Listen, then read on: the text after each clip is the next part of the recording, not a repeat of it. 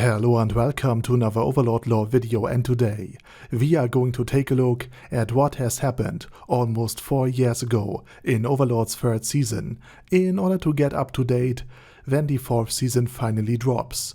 But before we're going to do so, let me thank my Patreons for supporting this channel, as well as all users of the YouTube thanks function who made one-time donations.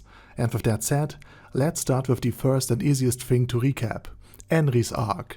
From a mere peasant girl to Enry the Bloody, the merciless leader of one of the strongest armies in the entirety of the New World. Now, her arc has basically concluded. Don't get me wrong, there will be an aftermath for the Battle of Karn, and the village will stay relevant, especially later in Season 4, but the big battle has commenced already. All you need to know is that Enry, who had already summoned the goblin troop earlier on, with one of the horns of the goblin general, used the other to summon 5,000 goblins. She was able to do that because she had good relationships with the goblins, and likely because she was attacked by a detachment of the Greater Royal Army, led by the Crown Prince Barbaro, in order to keep him away from more dangerous battles. But with the summoning of Enry's goblin army that annihilated Prince Barbaro's forces, the Crown Prince was forced to withdraw, only to then be intercepted by the forces of Nazami under Lupus Regina, who toyed with and later killed Barbaro once and for all. And as far as the Kingdom of Rhys Ties is concerned, they had lost the battle on the Cuts Plain decisively. King Ramposa fell into desperation and despair, so Enec and Rennar have taken over the day-to-day business.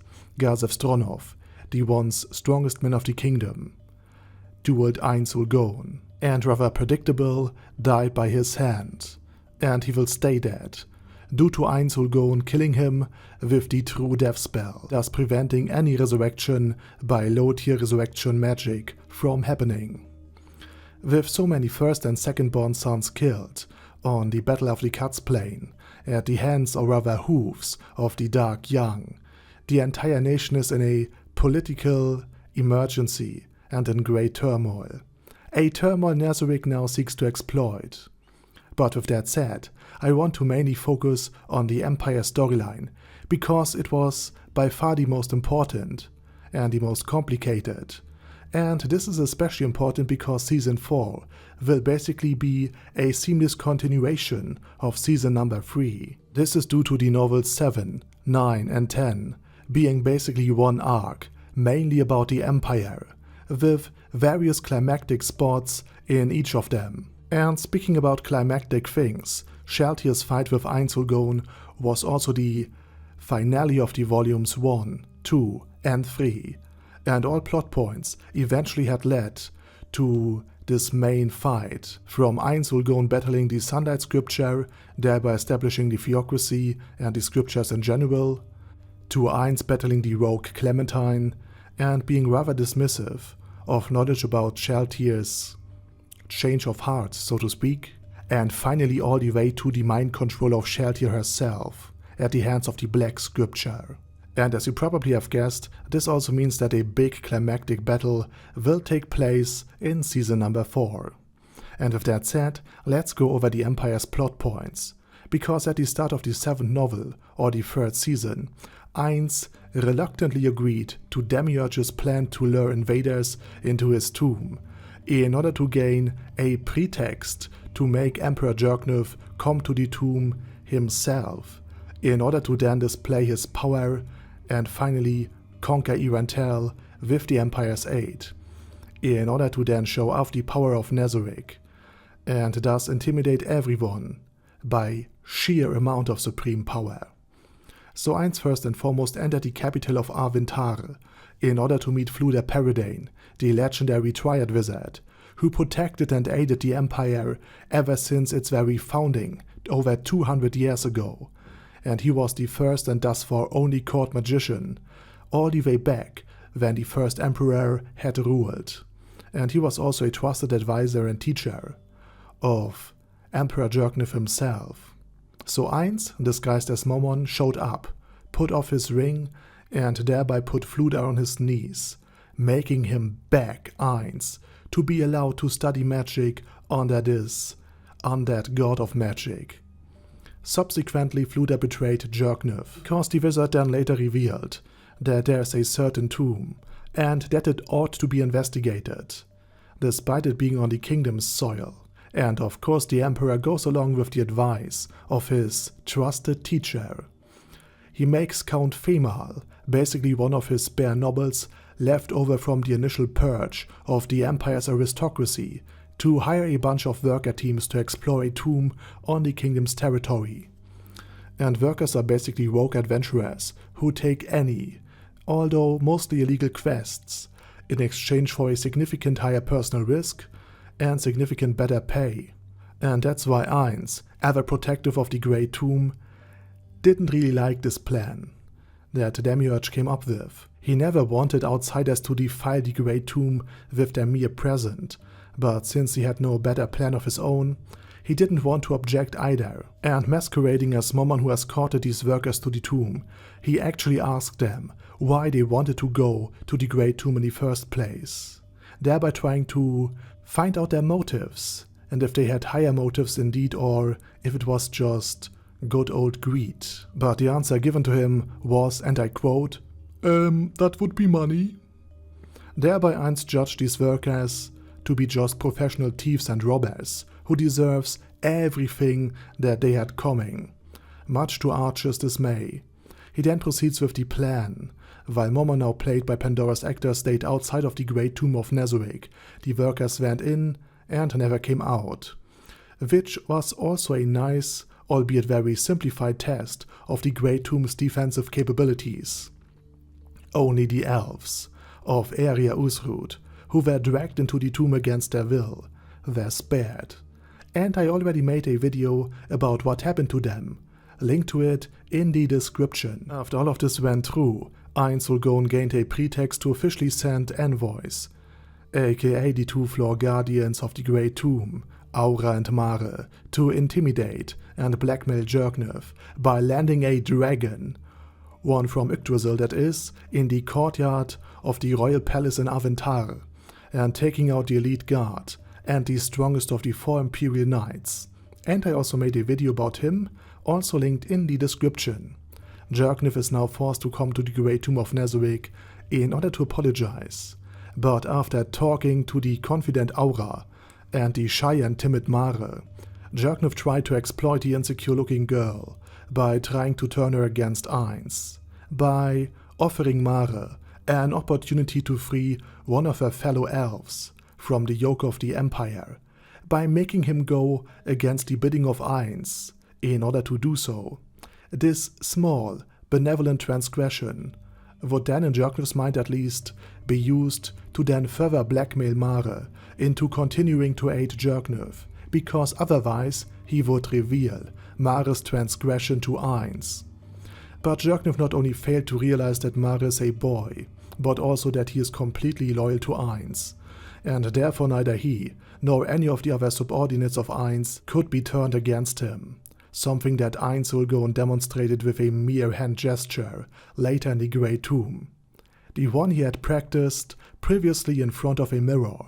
Jircniv is now forced into an alliance and into hosting Demiurge, disguised in his frog form, in order to prevent anyone catching onto him also being yelled about the Demon Emperor at his royal palace, after Demiurge has already demonstrated to be capable of mind control. This added greatly to the already great stress and paranoid thoughts Jircniv had. So his plan of sowing discord failed, and he then had to use his contingency plan.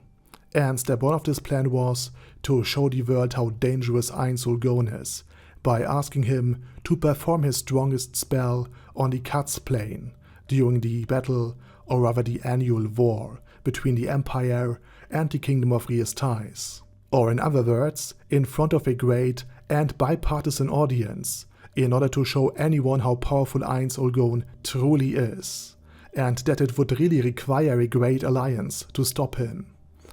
And because this vital crossroad between the 3 major nations will now be turned into a kingdom of darkness, or the Sorcerer Kingdom, or depending on translation, Eins Ulgon would become a threat that none, neither kingdom nor theocracy, could ignore. If Jircniv would just have claimed that Eins is dangerous, maybe many would have had a very hard time believing him, and might think of it as bragging because Eins was still his ally, or as an internal problem of the Empire. So he truly needed everyone to see what Eins was capable of. And this step of his plan had actually succeeded. Eins Ulgon demonstrated that he is a threat to every nation by unleashing his strongest spell, or at least his most spectacular one. But it was way stronger than Jircniv had anticipated, and as soon as he had heard that Rhys Tais, or rather its army, was annihilated, with 2/3 of its soldiers killed or missing in action, not counting those who went mad with fear, and that his very own army sustained casualties because of how cowardly and hastily they fled the field of battle once they saw one of the dark youngs of Eins approach. Jircniv despaired, and in addition to this, many of his soldiers resigned, while many more begged their emperor to not antagonize Eins Ulgon at all cost. And the entire action and reaction of Jircniv had been of course predicted by Demiurge, since it, and I quote him here, it was way easier to predict the actions of a reasonably smart man than that of a complete fool. Therefore Jircniv now almost despaired and hoped that the Great Alliance is made sooner rather than later. And while the Emperor of Barut battled his fears and angst, Eins Ulgon now founded his own sorcerer kingdom on the lands taken from the kingdom. He also used Momon the Adventurer, who publicly vowed to protect the remaining humans in the city of Irantel from Eins Ulgon, and if necessary slay the Sorcerer King if he ever becomes tyrannical, in order to calm and reassure the populace, and stabilize the young nation, after much of the former population of Irantel had already fled. And a disguised Pandora's actor will not only serve as Eins' enforcer, but also as the person rebellious people will almost guaranteed seek out, thereby ensuring that Eins is always in on any traitorous plans. And since Eins Ulgon has now made Momon the enforcer of his will, Momon would be the one who would have to crush any rebellion against Eins in order to ensure the safety of the rest of the population. Thus he basically communicated to the people that Eins could use them to blackmail him, and that the only true option is to stay quiet and don't rebel. And this shot here is where Season 3 ended, with his subordinates kneeling in front of the Sorcerer King. And with that said, I say thank you very much for watching, and special thanks to Badger Yi, Ben C, Chrissy, Crowley0221, Sia, Death is Mercy, Deathless Dragonlord, Dystopia II, Enigmatic Unicorn, Feralshivan, Guy with That Head, Hector Marino, Hoss, Huster, Jacob G, Jana B, Jason, Chromius, Legendarius, Lelouch Britannia with a mustache, Lexus Fox, Lord Nishikian Rai, Lord Touch Me, Merovek, Mr. Shoes, Mr. Tweaker, Michael R, Michael Y, Normal Toad, O'Kill, Overlord General Gasper, Paddy Pantum, Personage, Primus 11, Shadow Lightning Wolf, Shrine Keeper, Ted, Texas Deer, The Orc War Boss, Rocket Smasher, T.E. Wang, Vash Hawkeye, Vegito27, Venture Fanatic, Wilhelm, and Zonegon. Thanks guys. Anyway, have a nice day, and I hope to see you all again soon on my next video.